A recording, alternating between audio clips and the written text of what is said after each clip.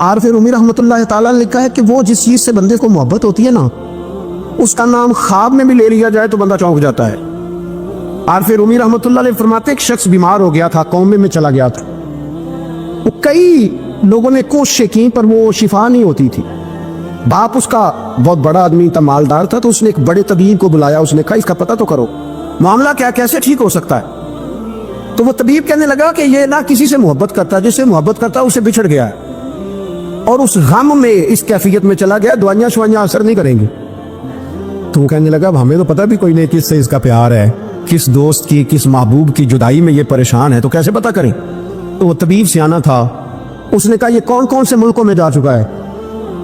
तो उसने मुल्कों के नाम लिए, तो उस तबीब ने ना उसके कान में उन सारे मुल्कों का जिक्र किया। जब वो वाला मुल्क आया ना तो हल्का सा चौंका वो।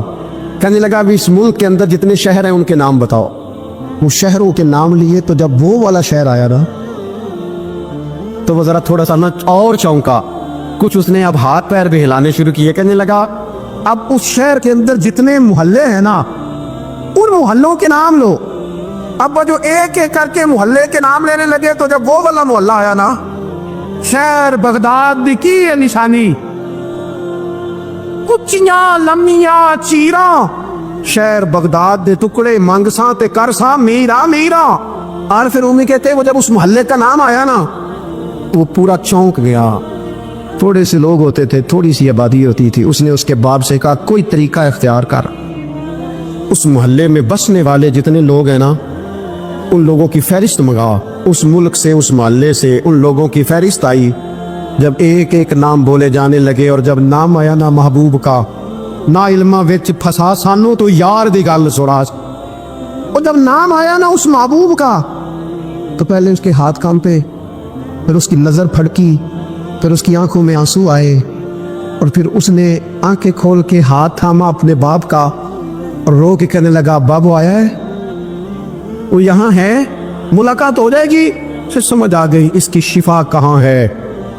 मैं कुछ दिन पहले एक जगह ताज़ियत, और डरता डरता गया ताज़ियत करने। पुराने जानने वाले थे, दोस्तों का रिश्ता था, तो मैं एक ही बेटा था, तो मुझे पता चला कि ट्रेन एक्सीडेंट में इंतकाल कर गया। तो मैं डरते डरते गया क्योंकि मामला मशकूक था। और जब मैं ताज़ियत के लिए अंदर पहुंचा तो हमारे जो अंकल थे, जिनका भी मेरे दोस्त थे, वो उनके कुछ अजीज़ कहने लगा कैज़ा जी आपके साथ वाले बाहर जा सकते हैं। तो मैंने कहा चले जाते हैं। मैं दोस्तों को गाड़ी में भेज दिया, और जब मैंने उससे बातचीत की, कहने लगा मेरा बेटा एक्सीडेंट तो मैंने बनाया, वो तो खुदकुशी करके मरा है। शादी के 11 साल बाद खुदा ने एक बेटा दिया था, और मुझसे गलती ये हुई, मैंने कहा मेरे बेटे को तकलीफ कोई ना आए। उसके मुंह से जो निकला मैंने उसे दिया, जो उसने मांगा मैंने दिया।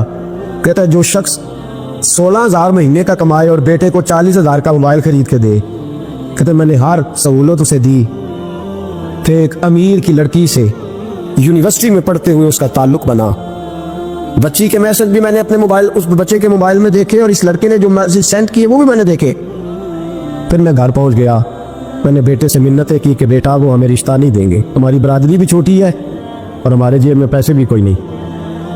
फिर मैं उनके घर गया, बेटा ना माना, और मैंने उस शख्स को बुला के कहा तेरी बेटी के मैसेज है, खुदा रा ख्याल कर, और तेरे तो 7 बच्चे हैं, मेरी गोद में तो एक ही फूल खिला है, मैं किधर जाऊं, ख्याल कर। उसने कहा दोबारा तूने नाम लिया तो ऐसे केस में बाप बेटे को फंसाऊंगा कि सारी जिंदगी निकल नहीं सकोगे। मैंने बेटे से कहा कि बेटा मैंने पगड़ी तक रखी है पर मुझे रिश्ता नहीं मिला, तो बाद आ जा। कहने लगा 3 रातें मेरा बेटा सोया नहीं, और मुझे कहने लगा हजरत जी वो 4थी रात सोया है तो दोबारा उठा नहीं। मुझे कहने लगा मुझे इजाज़त दो कि मैं इस बेटी को भी कत्ल कर दूं और इसका बाप भी कत्ल कर दूं, मेरा तो घर उजड़ गया ना। वो कहने लगा मैं कभी कभी दोस्तों के पास जाके रात गुजार लेता हूँ और मैं अपने दिल को सुकून ले लेता हूँ, लेकिन उसकी माँ उसके जूते सीने से लगाए फिरती है, उसकी अम्मा उसके पुराने कपड़े लेके सीने से लगाए फिरती है। कहने लगा हज़रत जी कोई कोशिश करो, कोई दुआ करो कि अल्लाह मेहरबानियाँ करे। मैं कह तो नहीं सका उनसे, लेकिन मेरे दिल में ख्याल आया कि किसने कहा था कि बच्चा यूनिवर्सिटी में को एजुकेशन में दाखिल कराओ, किसने कहा था कि इसके हाथ में आग का अंगारा दो। मेरे दोस्त आप तेज आग जला के उसके करीब मक्खन रखो اور پھر مکھن سے کہو کہ ڈلنا نہ, پھر مکھن سے کہو کہ پگھلنا نہ. بھئی تیز آگ قریب جلا دی اور تو کہتا پگھلنا, یہ کیسے ممکن ہے؟ ہو سکتا ہے؟ بولیے نا, ہو سکتا ہے؟ حضرت سیدنا ابو بکر صدیق فرماتے ہیں میں حضور کے سامنے بیٹھا, ایک شخص آیا, اس نے آ کر کے کہا یا رسول اللہ صلی اللہ تعالیٰ علیہ وآلہ وسلم, یہ میرے ہاتھ کے اندر خنجر ہے, میں قتل کر کے آیا ہوں. قاتل کھڑا ہوا. ایک طرف قرآن مجید کا حکم ہے کہ جس نے ایک آدمی کو قتل کیا پوری انسانیت کو قتل کیا. حضور یہ خنجر ہے, قتل کر کے آیا ہوں. میرے مصطفیٰ نے فرمایا کس کو قتل کیا؟ عرض کی حضور سگی بہن کو مارا ہے. سگی بہن تھی, میں نے قتل کر دی. میرے نبی پاک صلی اللہ علیہ وسلم نے فرمایا کیوں مارا؟ پیار نہیں تھا؟ محبوبہ بہن سے کس کو پیار نہیں ہوتا, بڑا پیار تھا, اور مارا کیوں؟ تو صحابی رونے لگے, کہنے لگے محبوبہ میں بڑا پیار کرتا تھا, پر وہ کافرہ تھی, مشرکہ تھی, بڑا پیار کرتا تھا. جب بھی اس کے پاس جاتا وہ آپ کے بارے میں بات چھیڑ دیتی. میں اس کو کہتا سارا کچھ کر لے, میرے نبی کے بارے میں بات نہ کرانا. میں ہر شے سہ لیتا, پر مصطفیٰ کریم کی ذات کے بارے میں کوئی بات برداشت کرنے کی طاقت نہیں رکھتا. یہ والا جملہ نہ کہنا. میں اس کو روکتا, منع کرتا, وہ باز نہ آتی. کہتے ہیں آج اس نے اتنی سخت بات کی کہ میں اس کا گلا کاٹ آیا ہوں, قتل کر دیا ہے. حضور میرے لیے حکم کیا ہے؟ تو نبی پاک نے فرمایا جا, تیرے اوپر کوئی سزا نہیں, تو نے جو کیا ہے اچھا ہی کیا ہے, نہیں اچھا کر ڈالا ہے جو تو نے کیا ہے. ایک صحابی نابینا تھے, آنکھوں سے نظر نہیں آتا تھا, رشتہ کوئی نہیں دیتا تھا, معذور آدمی تھے, نکاح ہوا, شادی ہوئی, 2 بیٹے دیے اللہ, گھر بس گیا, بیوی کپڑے دھو کے دیتی, خدمت کرتی, روٹی پکا کے دیتی, بچے بڑے حسین تھے. اور وہ صحابی خود فرماتے ہیں, نابینا صحابی کہتے ہیں موتیوں کی طرح کے میرے بچے, جو بھی آتا آ کے کہتا تیرے موتیوں کی طرح کے لال ہیں. لیکن آپ فرماتے ہیں ایک صبح اعلان ہو گیا, مدینے میں شور ہو گیا کہ اس نابینا صحابی کی بیوی قتل ہو گئی, کسی نے خنجر کے دبایا, مر گئی ہے. کہتے ہیں اس کے لواحقین اکٹھے ہوئے, در رسالت مآب پہ آئے, آگے کہنے لگے حضور ہمارا قاتل ڈھونڈ کے دیں, ہماری بیٹی کو کس نے مارا؟ میرے رسول پاک نے مجمع پہ نظر ڈالی, فرمایا بھائی مجھے کہنے کی ضرورت نہ پڑے, اگر قاتل موجود ہے تو خود اٹھ جائے. خود اٹھے. وہ نبینا صحابی بیچ میں سے اٹھ کے کھڑے ہو گئے, کہنے لگے سونیا قاتل کوئی باہر نہیں, میں خود قاتل ہوں, میں نے مارا ہے, میں قاتل ہوں, میں نے مارا ہے. مصطفیٰ کریم سید عالم صلی اللہ علیہ وسلم نے فرمایا تجھے تو اس کی بڑی ضرورت تھی, بڑی حاجت تھی, تیری بیوی تھی, تیرا گھر سنبھالتی تھی, تیرے بچے تھے. صحابی عرض کرنے لگے حضور سارا کچھ ٹھیک تھا, پر وہ آپ کی بے ادب تھی. حضور اس کے آنے سے میرا گھر بس کیا, روٹی پکنے لگی, کپڑے ملنے لگے, اولاد ہونے لگی, میں دنیا پہ آ گیا.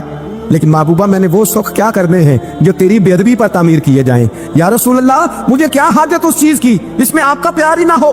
یا رسول اللہ آپ کی محبت ہی نہ. حضور میں نے قتل کر ڈالا ہے, مجھے بیوی نہیں چاہیے, مجھے وہ والی چاہیے جس کی زبان پر رسول اللہ کے نام کے ترانے ہو, جو حضور کی محفل کرنے والی ہو, نعت پڑھنے والی ہو, جو نبی پاک علیہ السلام کی ازواج کا, اولاد کا, بیٹیوں کا ذکر کرنے والی. مجھے وہ بیوی نہیں چاہیے جو بیوی بے ادبی کرے.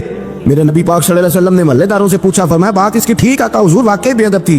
نبی پاک نے فرمایا اٹھو پھر چلے جاؤ, اس نے انسان نہیں مارا, اس نے گستاخ رسول کو مارا ہے, اس نے ایک گستاخ رسول کو مارا ہے. بھائی یاد رکھے نبی پاک کا پیار ایمان کا حصہ ہے, اس میں کوئی کمپرومائز نہیں. اقبال کہتے ہیں میں نے سارا دین پڑھا ہے, سارا قرآن پڑھا ہے.